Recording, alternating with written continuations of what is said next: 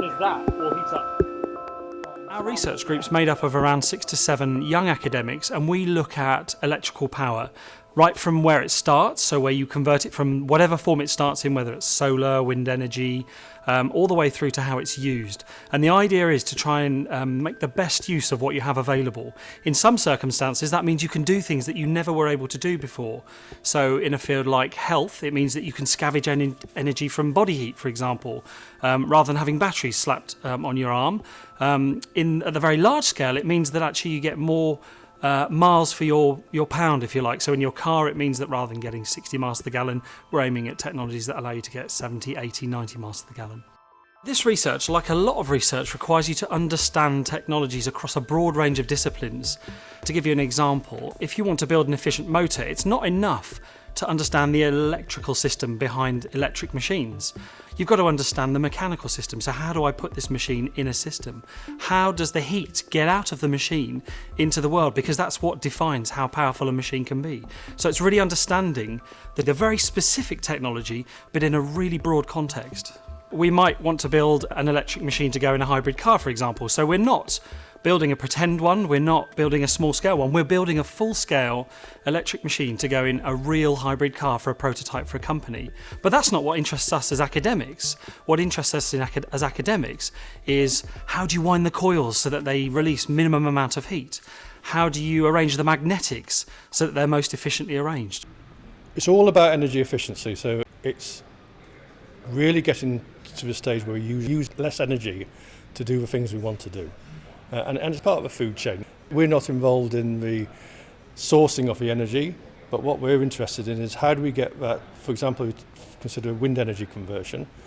You have a variable speed rotating shaft with a big turbine on it. How do you get from there through to the power conversion system, through to an energy storage system, how you manipulate that energy, how do you use that at the purpose you want to do it, whether it's to drive the car, whether it's to run a household appliance, or it's to improve your quality of life.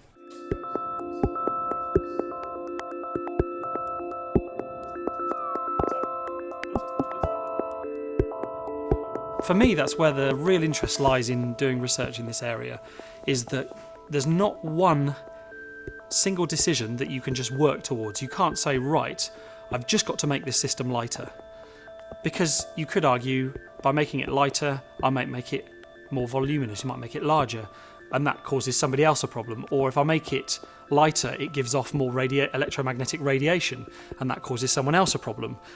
So they have to put shielding on their things, which makes the whole thing heavier. So, there's a huge kind of circular set of arguments that you have to navigate before deciding whether something you've done actually has any benefit or not.